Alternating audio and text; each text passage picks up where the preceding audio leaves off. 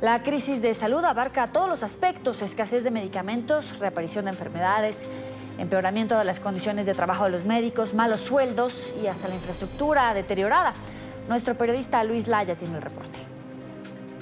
Esta semana se conoció que en los estados Aragua y Sucre, en Venezuela, se paralizaron 8 unidades del sistema de diálisis para 830 pacientes renales por falta de insumos. Lo mismo ocurrió en el banco de sangre del Hospital Pérez Carreño, uno de los más grandes e importantes de la ciudad de Caracas, pues no existen reactivos para tratar la sangre.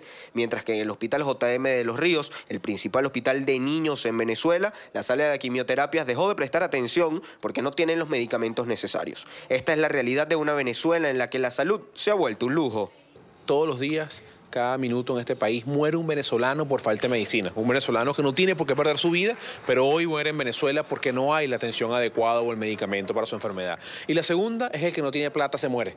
El que no tiene cómo ir al sector privado, cómo pagar una tomografía, cómo pagar un antibiótico, cómo hacer un laboratorio que no hay en el hospital, lamentablemente pierde su vida en Venezuela. Por su parte, la viceministra de Salud de Venezuela afirmó ante la Organización de Naciones Unidas que el país no vive una crisis humanitaria, que se han mejorado los sistemas de atención y de cobertura de vacunas. Denunció que las fallas existentes son productos de un bloqueo económico y financiero que ha impedido la compra de medicinas y abastecer a los hospitales, con complicidad incluso de empresas farmacéuticas, dando al traste con las denuncias de médicos y pacientes que día a día padecen la situación. Que desde el año 2013 Venezuela ha sido objeto de una guerra económica y de medidas coercitivas unilaterales impuestas por potencias foráneas que afectan la estabilidad y la salud del pueblo venezolano. Nos impiden ejecutar los pagos para la importación de medicamentos. El bloqueo financiero le ha impedido a Venezuela realizar operaciones bancarias para adquirir vacunas y medicamentos. A estas afirmaciones, el diputado y también médico José Manuel Olivares respondió que la Asamblea Nacional declaró la crisis humanitaria en el año 2016, cuando aún no se habían producido sanciones internacionales, las cuales recordó son contra funcionarios puntuales del gobierno venezolano y no contra el país, por lo que no afectan la compra de insumos. Aseguró que el verdadero mal ha sido la corrupción. Ustedes se creen su película, pero las sanciones son a funcionarios que no tienen cómo explicar los millones en otros países, a los funcionarios que no tienen cómo explicar los lujos, a funcionarios que violan derechos humanos, a funcionarios que están en negocios ilícitos del Estado venezolano. Las sanciones no son contra el sistema de salud venezolano. Qué manera de burlarse del dolor de los venezolanos, qué manera de burlarse del drama que a veces sufren los hospitales. La Comisión de Salud hará un balance la próxima semana sobre el sector oncológico, pues aseguran que más de 30.000 pacientes están en riesgo por falta de insumos. Desde Caracas, Venezuela, para la tarde de NTN 24, Luis Alejandro Laya. Para hablar de este tema nos acompaña el doctor Jaime Lorenzo, director ejecutivo de Médicos Unidos de Venezuela. Muy buenas tardes, bienvenido. Buenas tardes, amigo, y buenas tardes a todo tu equipo que te acompaña y a los que nos están escuchando o viendo por vía Skype. Si la salud fuera un paciente en Venezuela, como médico, ¿usted qué tan grave determinaría que es la enfermedad? Mira, si tuviera que darle la noticia a un familiar, le diría que tiene su familiar en muy malas condiciones y que su situación es muy delicada y crítica, y que por más esfuerzos que estamos haciendo, no podemos garantizar la restitución de la salud de ese paciente. Y bueno, quiero que revisemos unos gráficos sobre una consulta que se hizo respecto a cómo se encuentran los hospitales públicos y los hospitales privados, justamente para determinar más o menos cuál es la situación. En los últimos 30 años, los médicos de instituciones privadas dicen 98.2% y los médicos de instituciones públicas 96.8%. Es la peor crisis de salud en Venezuela en los últimos 30 años. Vamos a hablar ahora de salarios del personal de salud de las instituciones públicas, que son insuficientes para vivir dignamente. Quienes aún laboran en el segmento público lo hacen mayormente por su mística de trabajo y sensibilidad social. Médicos en instituciones privadas, 93.6% de los médicos en instituciones públicas, el 97.3%. Son los salarios del personal de salud en las instituciones públicas, que serían insuficientes para vivir dignamente, como lo dice en este gráfico. Y por último, el equipo de Médicos Unidos de Venezuela realizó esta encuesta a los profesionales de la salud, tanto en instituciones públicas como privadas, y una de las preguntas fue: ¿al gobierno nacional qué tanto le importan los problemas de salud de la población y si solo los atiende ante medidas extraordinarias como la presión? Los médicos en instituciones privadas dicen que 93.4% y los médicos en instituciones públicas el 89.6%. 6%. Eso me lleva a mi segunda pregunta. Son dos situaciones igualmente graves. Hay enfermedades que pueden curarse en Venezuela, pero no existe la infraestructura hospitalaria, no existen los médicos, no existe manera de salvar a este paciente que a lo mejor no se iba a morir, pero ante la escasez está en un riesgo de muerte. Bueno, amiga, comencemos por esta última que me acabas de hacer. En efecto, una de las mayores crisis de salud que tenemos es la falta de una visión gerencial en la adquisición de medicamentos e insumos para atender pacientes. En estos momentos volvemos a tener una situación en la red hospitalaria y ya se está viendo también en el sector privado deficiencia de medicamentos importantes y de material microquirúrgico para realizar intervenciones quirúrgicas o estudios en pacientes que ameriten hacerle algún estudio para hacer un diagnóstico. O sea, el problema es global, porque yo para diagnosticar tengo que basarme en, aparte de la clínica y el examen físico del paciente y la historia que él me diga, necesito los equipos de diagnóstico de imagenología y la parte de laboratorio y algunos otros tipos de pruebas que adolecen en el país. En los laboratorios donde se hacen las pruebas de sangre o de cualquier líquido extraído del cuerpo humano, no hay los reactivos o son insuficientes para poder hacer diagnóstico. Y los equipos de radiología, en una encuesta sacada por el Grupo de Médicos por Venezuela, nos ponen que la deficiencia de funcionamiento del equipo que se hacen radiografías, tomografías y resonancia es altísimo el que no están funcionando. Bajo esas condiciones, más la falta de medicamentos y la falta de materiales, imagínate el cuadro que se está configurando en función de la atención de un paciente. Un paciente que lo único que tiene es el calor humano de los recursos de salud, de médicos, enfermeras, bioanalistas, nutricionistas, que están en los hospitales y en los centros privados atendiendo al paciente. Pero el amor y el cariño es importante, es parte del tratamiento, pero no cura al paciente grave. Y estamos hablando de las enfermedades que podían haber sido solucionadas solamente con una atención básica. Pero el problema más grave es que estamos teniendo enfermedades que eran prevenibles por vacuna y que están apareciendo otra vez en Venezuela, como la difteria, que ya la OPS acaba de anunciar y reporta, según información del ministerio, que llegamos a 40 muertos por difteria, una enfermedad que con la vacuna se prevenía y si ocurría la enfermedad con antibióticos adecuados, se lograba parar el proceso de la difteria.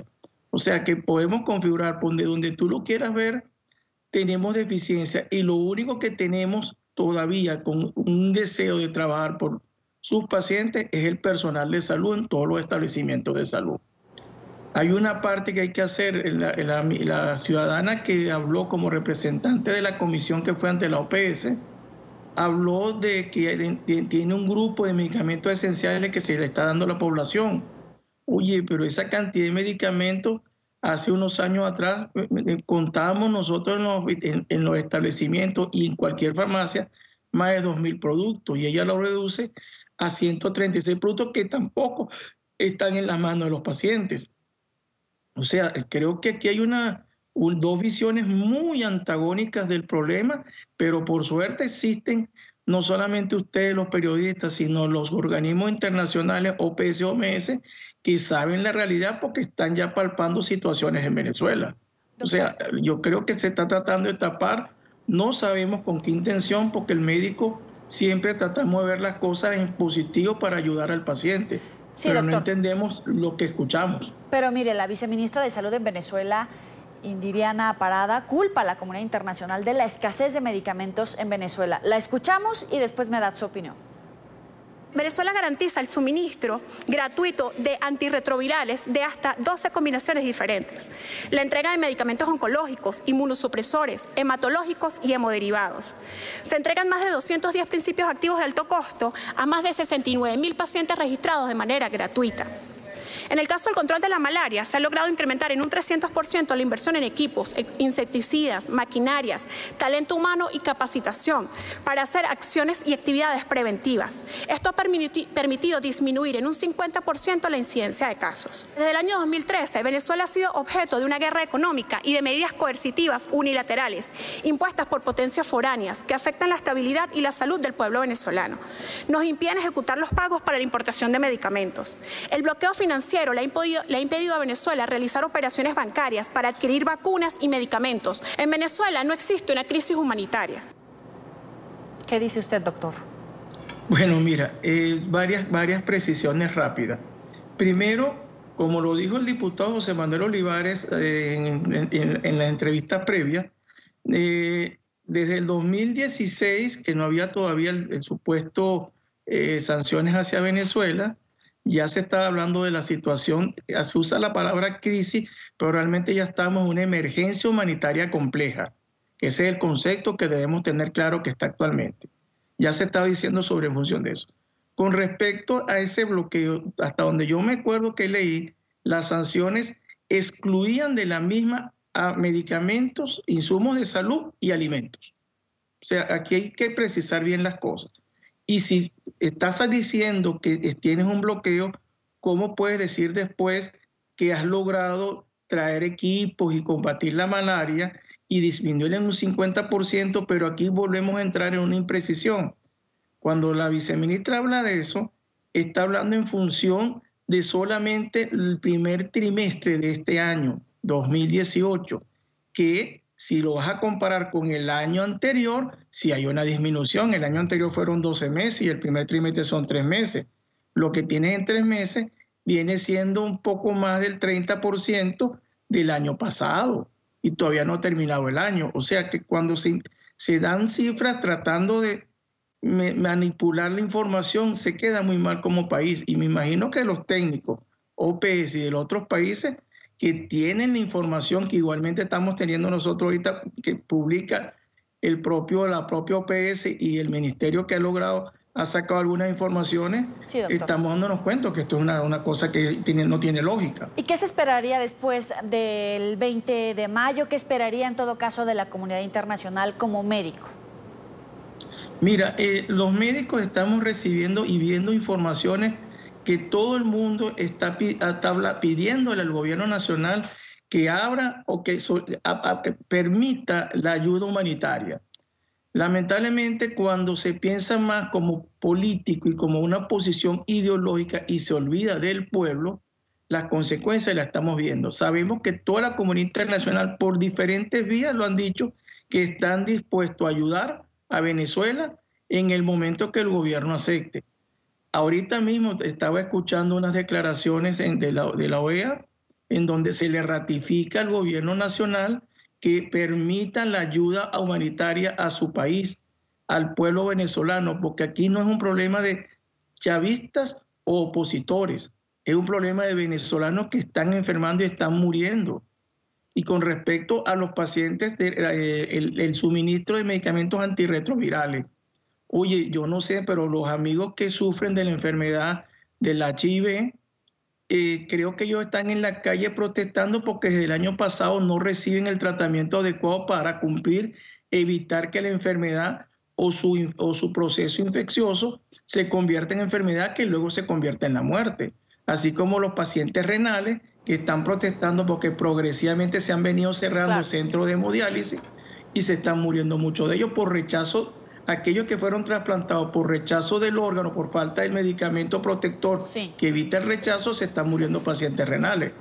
Yo realmente no sé qué visión hay o qué intencionalidad hay en ese tipo de declaraciones. Como médico no logro entender eso. Le agradezco mucho a Jaime Lorenzo, director ejecutivo de Médicos Unidos de Venezuela, por estar con nosotros aquí en la tarde de Entre 24. Gracias, amigo.